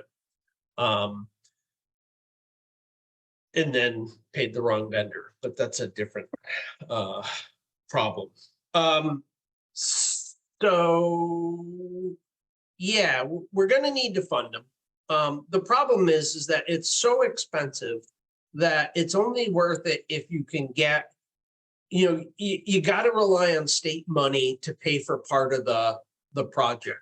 So you got to go after the state local bridge funding. And this time around, about 1/3 of the applications were accepted. We put in 1 application and we got it. So we were pretty lucky.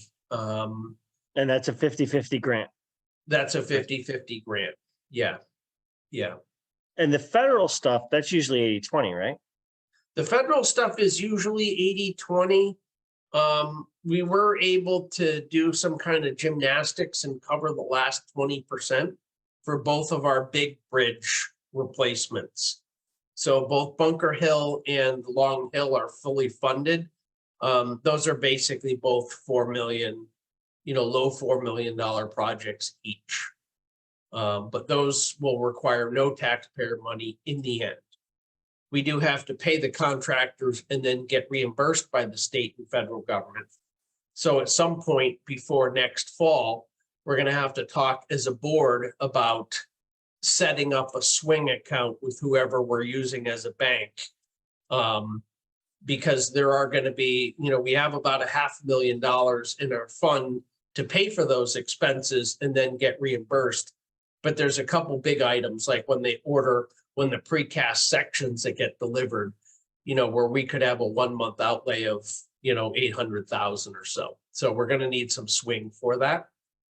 But it's We'll temporary. talk about that, but that's a different discussion. Right. So Okay, Eric, understood. Sorry, I got you off topic there. I apologize.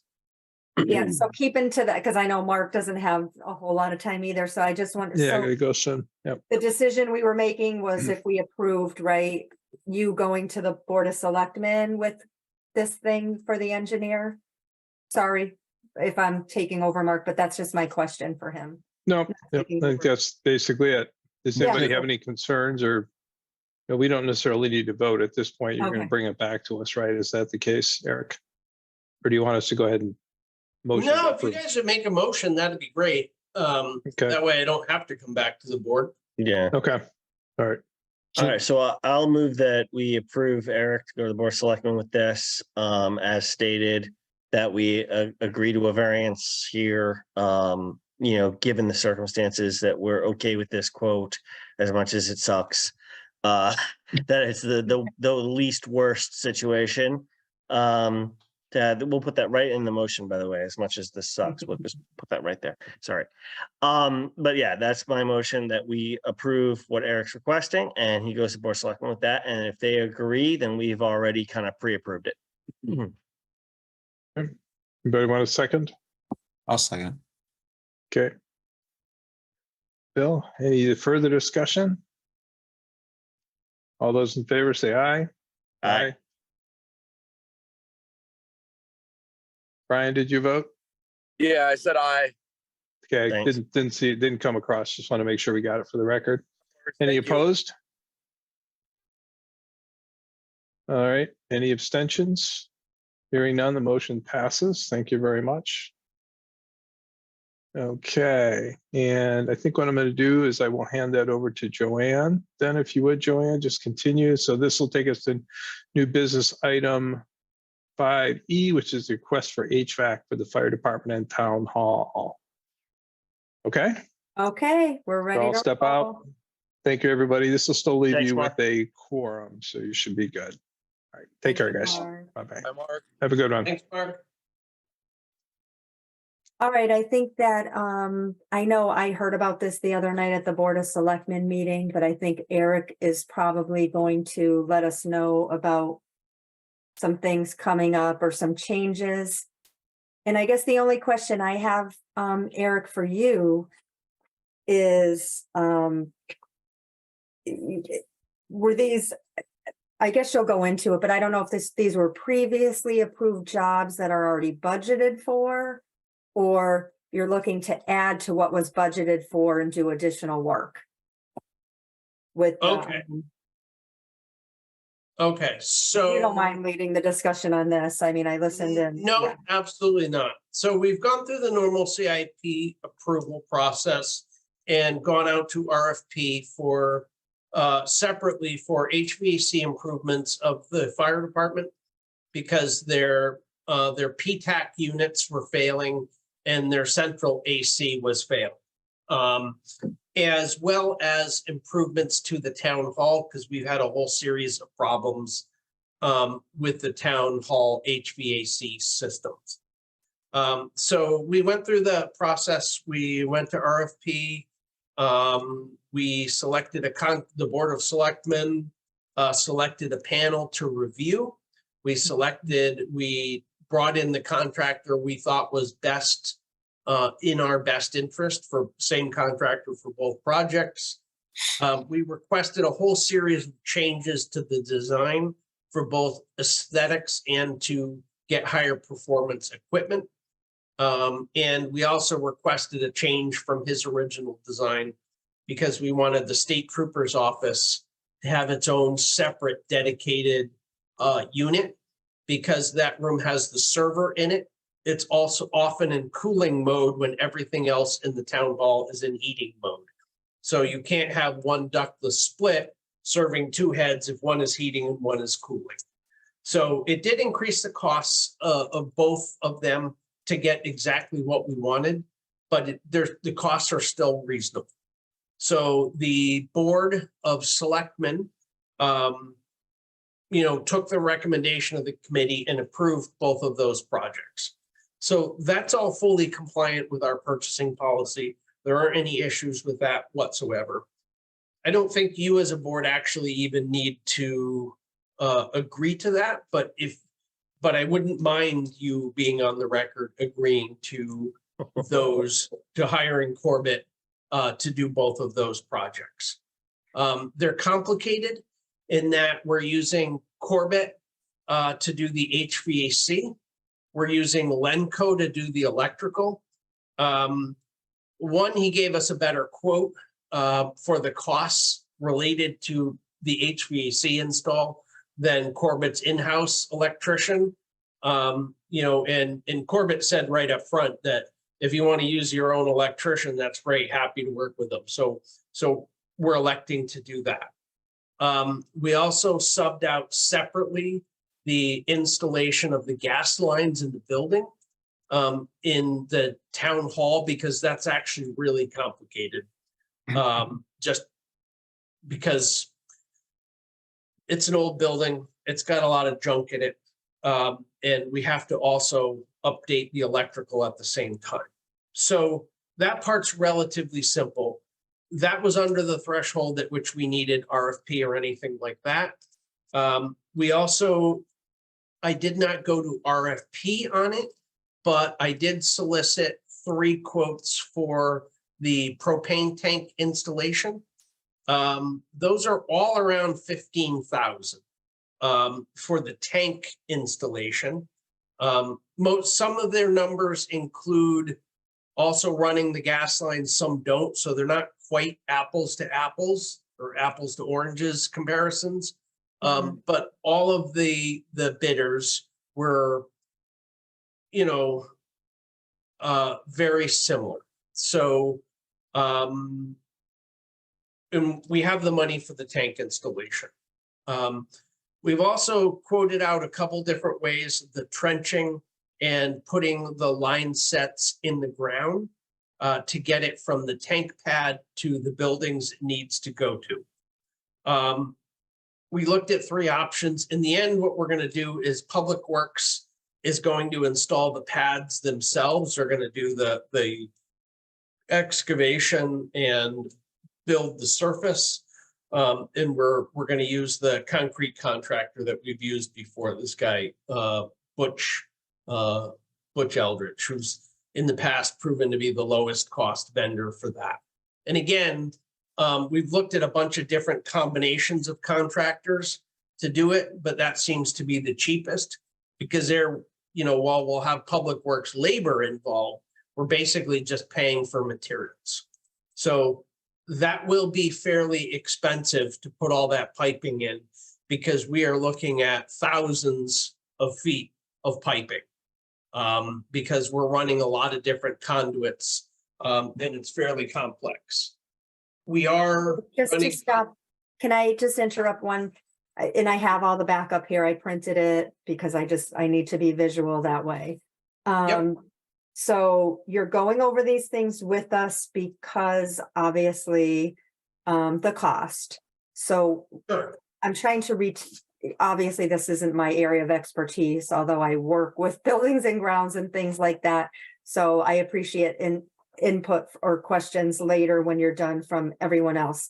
These projects, like you said, are we because I feel like it came up the other night that obviously these are more expensive than you planned on, or am I wrong with that?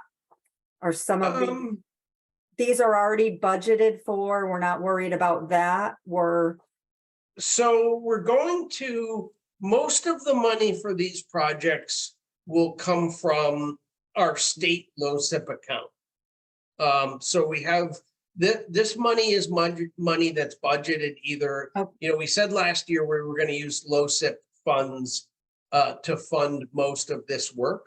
Okay. And that plan still holds. Okay, thank you. I but- see that too over on the side. All right, go ahead. Yeah, but it's still money that's under your, your control. Mhm. Of the things we weren't accounting for, I honestly didn't realize how much conduit we needed and what the costs of that are. Mhm. Part of what I'm trying to do is I'm trying to only dig once. And while we have the ground open for the community center, I want to put everything in the ground now. So Okay, I don't have to finish the community center and immediately dig it back up That's- and thank put the you. next thing in. So, you're trying to be proactive to get this work done at the best time because of all the construction and building that's going on. Plus It makes upgrading the no town hall sense as to well. dig it all back up again. That's There's the an thing. idea twice, yeah. right, Right. and in the big, one of the big chunks of this is all the conduit for future electrical work is going in. And that is really based on the fact that we've known for a long time we need to replace the generator at Public Works because it's not big enough to run, or not Public Works, at the fire station. Because that generator currently covers the fire station in a portion of the town hall. Does not run the elevators, does not run the community room. It only runs some emergency circuits on the town hall. Like for instance, this room has no lights when we're on backup generator. My computer works for about the first 24 hours till our server goes down because our server is not on emergency power. Mhm. So we have some issues with that. Mhm. The problem we ran into is a chicken and egg thing. I originally wanted to do the electrical upgrades first and then worry about the HVAC. The problem is we can't do the electrical work because our utility room is not code compliant, and it can't be made code compliant until I do the HVAC, because they put the piping to the oil tank directly over the electrical panel, which is a code violation. I remember this. So I'm faced with the fact that I have to pull permits and I have to do both projects at the same time, or I can't do either project. So where I need the approval of the Board of Finance, and I'll be very upfront with you on this. So we meet the purchasing policy for the tank stuff, for the conduit stuff, because that is just a straight materials cost. You know, we're doing the labor in-house Yeah. with our own crew. Mhm. And the HVAC projects, because those have gone through the normal RFP process. Right. What has not is the electrical work. Mhm. And the reason it hasn't is the electrical work in the fire department's very simple. It's a newer building, built in the 90s, wired well, and it's easy to run the work to meet the new HVAC work. So no issues there. The town hall is not simple because we're essentially changing 4 or 5 things at once. We have to change the main meter socket on the building because they now require meter disconnects, and we have to change the wiring to the meter because the wiring's so corroded that the electrician's like, I'm not wiring to this, you got to change that. As soon as we change that, we got to change the meter. Mhm. We have to change the old main service panel in the building because it's an FPE stab lock panel. Don't Those make them anymore. haven't been legal since the 80s No, because they're a fire hazard. Right? they're fire hazard. They burned houses down. Yeah. Yeah, so we know we've known for a while we have to get rid of that. So Right. basically, it's going to be a fairly complete changeover of the electrical system of the building.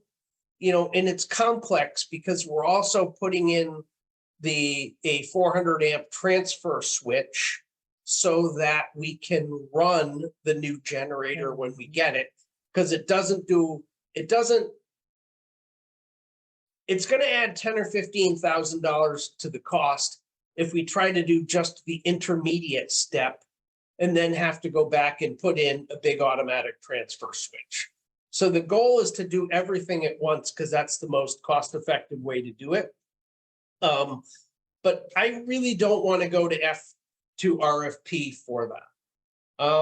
And the reason is simple, and that's Rick's been dealing with our electrical stuff on this building for a lot of years, and he understands it. You know, and there's probably been 8 or 10 days of planning to get to this point. I mean, I've sat down and met with him at least 10 times and gone over various options about how to even do this. Are we convinced? Because I did hear it the other night as well, so I appreciate you going, so that all the board members can hear.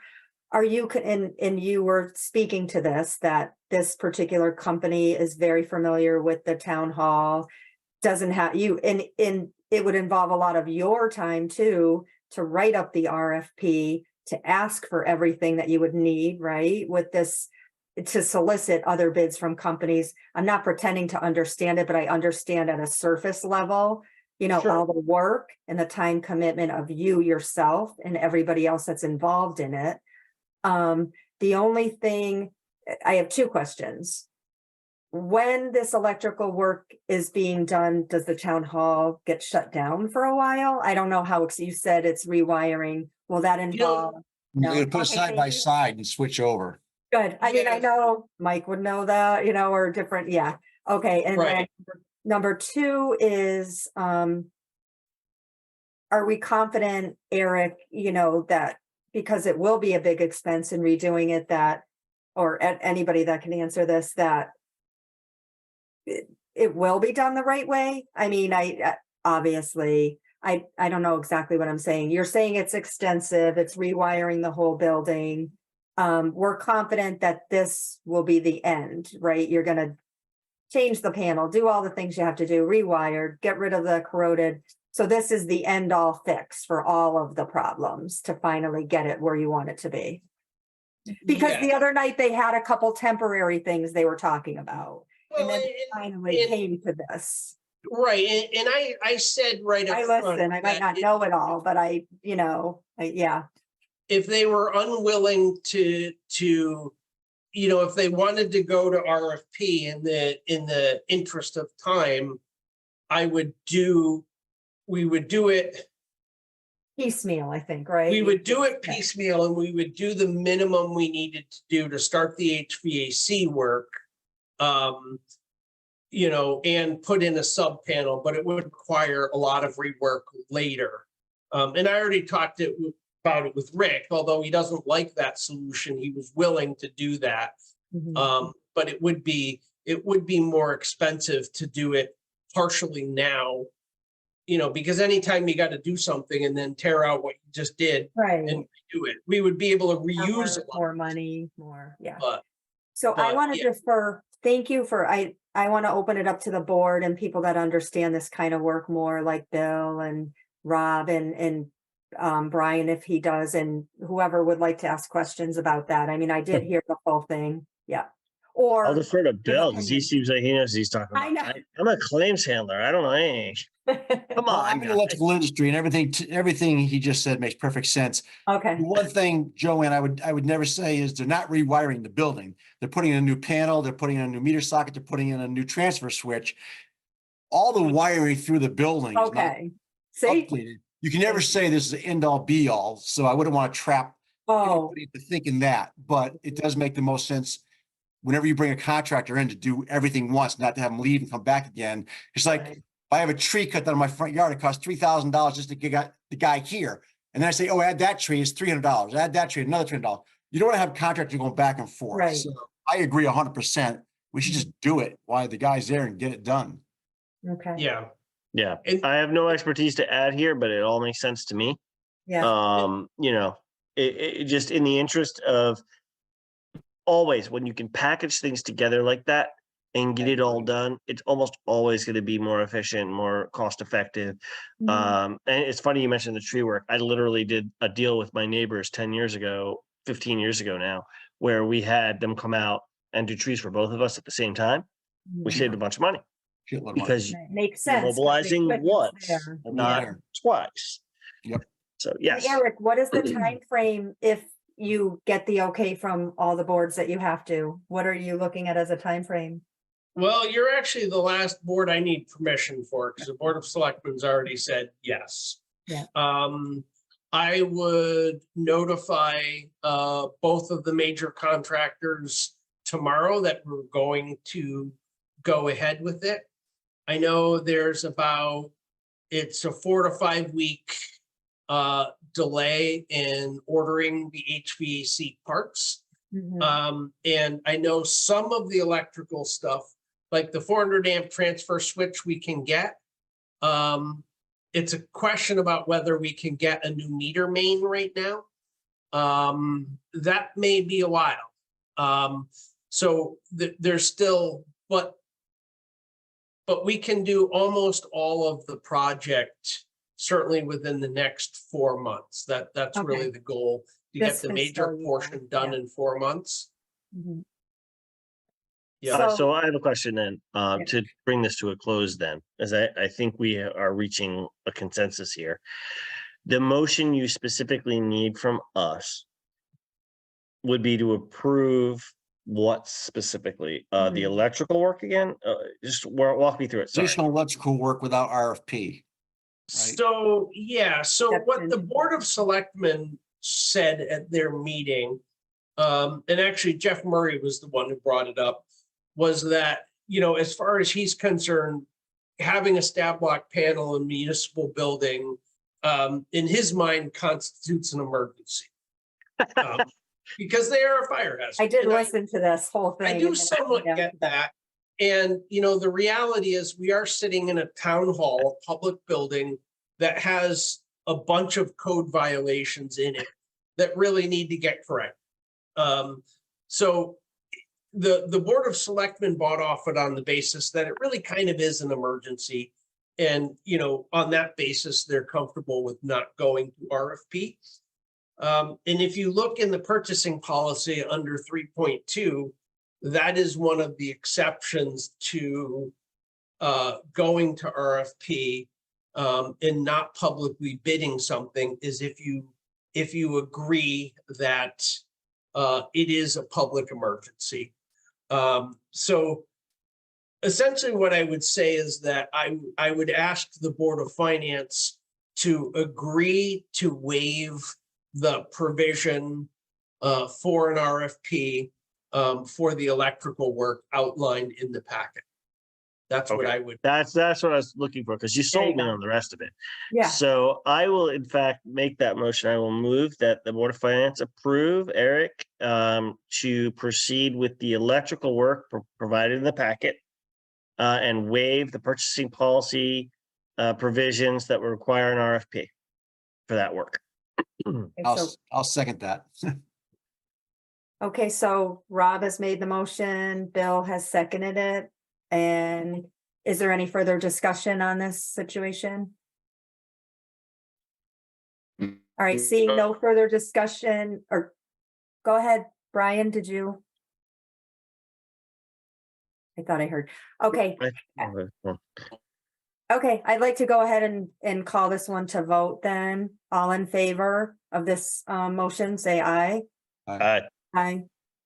Aye. Brian's an aye. I Sorry, could Brian, hear you're you. kind of breaking up. Was that an aye? Yeah. Sorry. Yes, that's an aye. Thank you. There you are. Can Loud you hear and me? Thank you. So this motion passes, 1, 2, 3, 4. Oh, 4-0. is there anyone opposed? I don't think there's anyone left. I see Linda over there. Yeah, so the motion passes. We're all set with that, Eric. Linda's happily retired, I believe. I know. I was wondering if she was gonna come back, if she was gonna, throw her. Linda, I don't know. I might be calling you. Oh, you're still muted, but yeah, I see. Yeah. We missed you. Eric, so we're all set with that, right? You have everything you need on that? Yes, I don't think you technically need to approve either the propane install or the HVAC because those already went to RFP and those conform to policy. If Yeah, you would this like should be to fine. vote for them, that's great, and I'd be happy to. If you don't, that's. I think probably we're okay. fine. Listen, I'm, Yeah, yeah, well, getting- let's keep moving. yeah, we're Yep. doing good. So I guess we are now at the point of number 6, item agenda 6, approval of the meeting minute. I don't think they were included in the packet. I didn't I see. don't, him. I don't I have. scrolled through so much stuff and then my eyes glazed over, so the I end know of you the missed it. act- I I didn't think see it him. was, it was a mistake, I think, Eric. I think it was an old agenda was attached at the end. So I'm Yeah, gonna you know have, what? She screwed up and put the agenda in instead of minutes. and no Bad worries, admin assistant, bad. So I let's think we're let's just push gonna that. push it to the Yeah. next meeting. We'll Yep. wait that. And then we'll move on down to item 7, the administrator's report, if Eric has anything to fill us in on. I don't have anything really big. The budget's coming together pretty well. I've gotten all the budgets back from the departments. I've sent the original budget to the Board of Selectmen. We had a long meeting on Monday, kind of talking about priorities and things they wanted to fund, things they didn't want to fund. And then Tuesday, I gave them the full-blown copy of the budget. And kind of the reason why we've done this in years past, because it's not. I mean, ultimately, the budget is your responsibility for the Board of Finance. But the Board of Selectmen's role has kind of 2 roles. By charter, they determine the salary and benefits for employees other than elected officials. Elected officials is your responsibility. And then they get a say in what are the kind of the the overview of the budget, like what are the priorities? What are the projects we want to accomplish? And how do we want to fund them? So that's really the next 5 or 6 weeks is going through that Right. with the Board of Selectmen. And then it comes to you and you guys do the nuts and bolts of the budget and, you know, offer a gut check on what could actually get through a public meeting and what you're willing to fund and what you aren't. Yep. So, Like we Yep. said earlier, I mean, we had so many things come up to us during the year, so it's gonna be interesting to see how it all falls together, you know, with the Right. purchase of the trucks or whatever's gonna be funded. I mean, and we'll take that as it comes. We'll have plenty of time to go back and forth on that. Yep. No, I appreciate it. I do want to make a comment to you that it was such a nice, I was able to attend the veterans ceremony. You know, that's really important, near and dear to me. Both my parents served in, you know, the Army at different times. So yeah, it was a great job, good turnout, nice. I mean, I had to leave towards the end, but I stayed for the photos and everything. So good job. You know, that was a nice thing that the town did. yeah, I take no credit for that personally. That was largely Susan Camerota, our Veterans Affairs, or one of our 2 Veterans Affairs coordinators. Mhm. She and John Body worked on that kind of tirelessly. So they did a Yeah, it was a fabulous job. great, it was really nice. It was really nice to see the community supported it. I mean, Yes, we had 160 seats set up in the auditorium right. and we had people standing. Yeah. So Yeah, that's as very good as it nice. gets. Well, good turnout. So are we all set to move on to our liaison reports at this point? Yep, unless you have specific questions for me as the administrator. Sorry, I I'm should have happy to asked answer that. what Yeah, you does got. anyone have any questions that they want to pose to Eric at this point? All right, we're gonna move on to the liaison reports. I know that, I don't know if, Rob, I know you're one of the liaisons. Do you Right. have? CIP was canceled this month. We didn't have anything. So I don't have anything to report there. And I think that's all we have, right? Brian, are you a liaison for the recreation committee, or is that not? I can be, but yeah, there's nothing to report. Okay, Really. Yeah, thank you. no problem. All right, moving on to number 9, board open discussion. I want to throw it out there if anyone has anything that they want to bring up.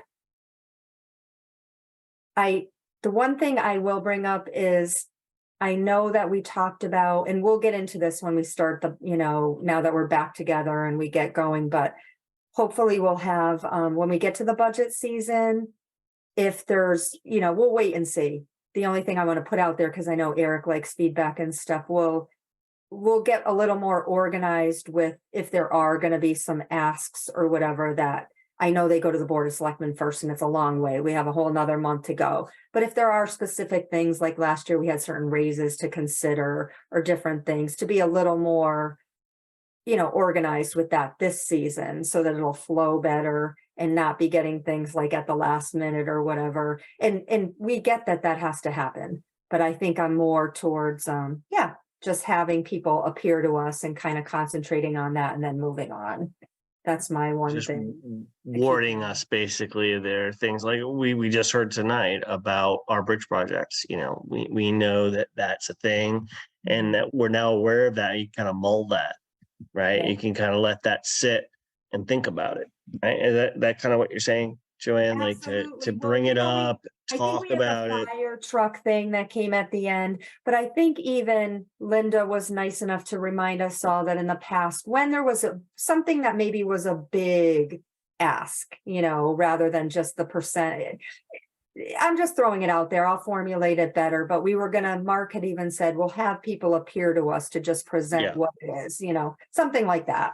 Hey, maybe we won't even have any, and you know, we got all the surprises last year, but Ha! somehow I You doubt it. wish. I know, there you go. I'm thinking it into existence. All right, moving on to, I'm kind of going fast, I know, but correspondence, we don't have any that I'm aware of. You know, we looked through the packet.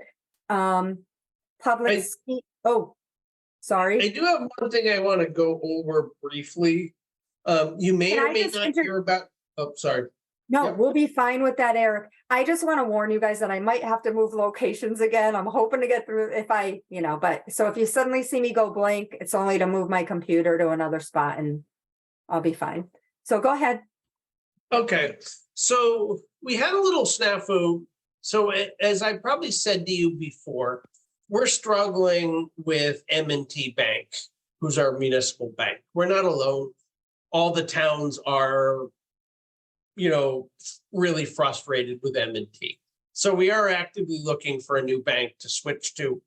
I mean, what I've heard through the grapevine, and I don't know whether this is true, that they're kind of trying to get rid of most of their municipal clients. And, whether they're really as incompetent as they appear to be, or whether they are deliberately trying to shuffle us along by just providing us bad service.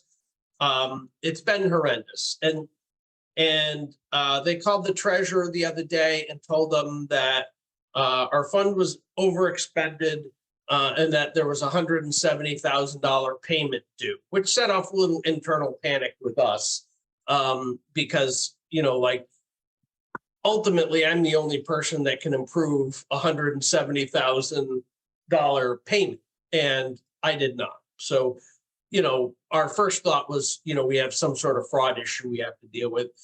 It was nothing like that. It was actually, we have what's called a sweep account that always maintains $600,000 in it.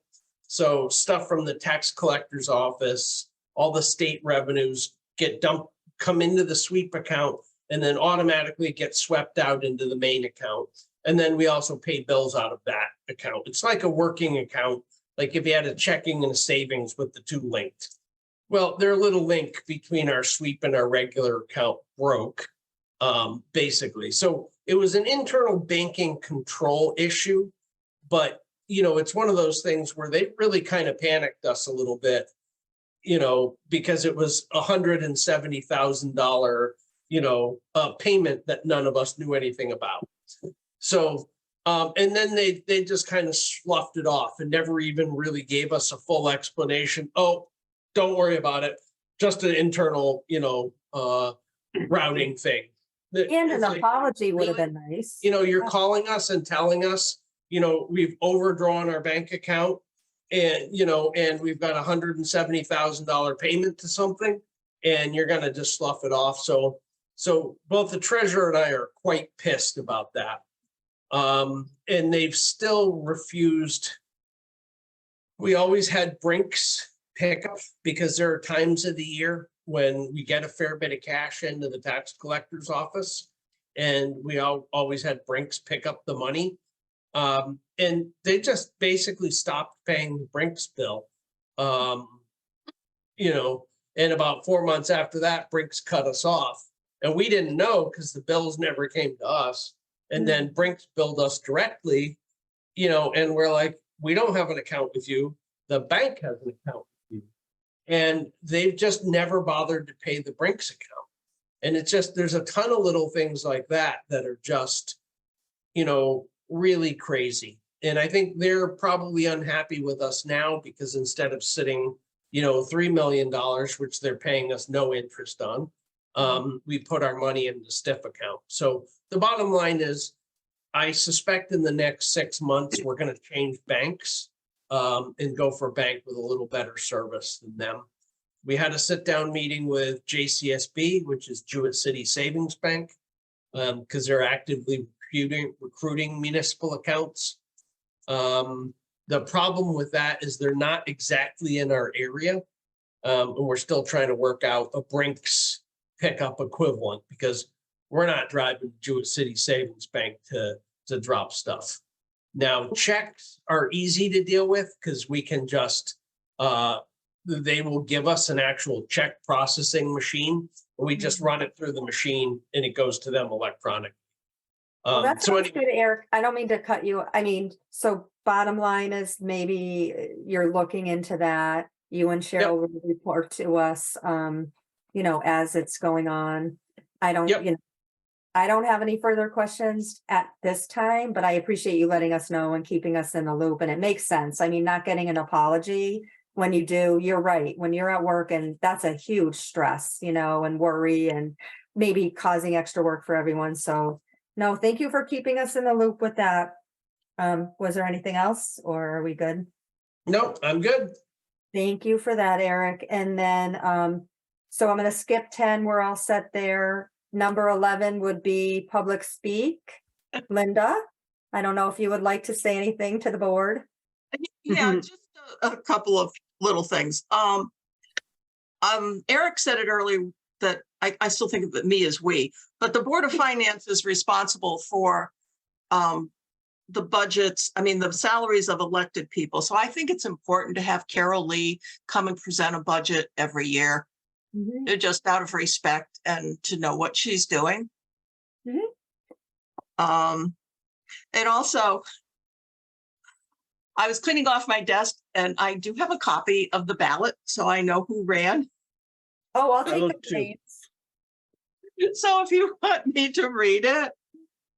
Yeah, there was 2 additional names, Linda, if you have Yeah. them. There was John Truskowski. Apparently he moved out of town. Oh, he moved out. Well, that's a good excuse. I already checked on this. And Jay of the- Cummins, Yeah, Cammons, we're working on him, but the other guy moved out of town, so is he yeah, coming? I was already texting with Shannon on this because we're both on the DTC and those were Democratic candidates. So my first thought was, okay, we had candidates who didn't win. Let's go back to them. And Yeah. I can tell you one of the 2 is a no-go because they just moved to East Hampton. There you go. And the other 2 TBD. We're working on it. Linda, I know you have more points, so I No, just that's want to. it. No, well, I appreciate, that's kind of, I know that we went through a lot with Carol last year, so not a lot, but we had, a back and forth. We did a lot of research. It was a big, thing. I know we got resolution with her, but that's exactly what I was talking about. If we had some kind of point of contention or even point of not contention, but just point of interest where we need the information, we want to hear from the person to lead, to make their case to us. So that kind of thing, Rob, when you were asking me. Yeah, but if if you're responsible for her salary, then I think it's important that at least she come to the Board of Finance. Right. Whether you have a question about it or anything, I just think it's an important courtesy to her. Oh, of course, Yeah. and we learned from that last year. And then they made a nice, the way they staggered the salary. It was great. The years of experience are important. I think it goes to the Board of Selectmen first to establish things. And then we'll get that spreadsheet. And if we have any questions or if it's, but you're right. We'll take that into consideration because you were saying that you used to hear from the people that were elected maybe or whatever. Well, we used to hear from everybody. From and it was everyone. fun. We had the beautification committee, the rec department, everybody, the little people, the big people, the fire chief. And Yeah. I really felt like I knew what was going on in town. Well, I know, and I don't expect everybody, and I know everybody can't do this. They're at different stages of life than I am. I couldn't have when I was raising my family and going to basketball games and whatever. But that's why I kind of go to those meetings too, to hear what's going on. So I start the process. But thank you, Linda. No, good points. Yeah. And give it some thought, Linda. There's an open seat here, but let us know. So anyways, thank you again. Just when she thought she was out. I know she's just conveniently here. I can't help but, I'm still going to haunt you, even if I am out. That's good. Well, we miss you, of course. Emeritus. You It's an tonight. emeritus position. You really have to think of it that way. There you go. Right. She can be. But anyways, I don't know about everybody else, but I think it's been a full meeting. It's good to get back to it. I don't know if I'm ready to adjourn. I don't know if someone wants to make the motion to I'll make the adjourn. motion. I will Okay, second that motion. there you go. Bill made the motion, Rob seconded, vote. Are we Aye. ready for? let's- Aye. Good Aye. night. Good. Well, good night, everybody. Good to see you. And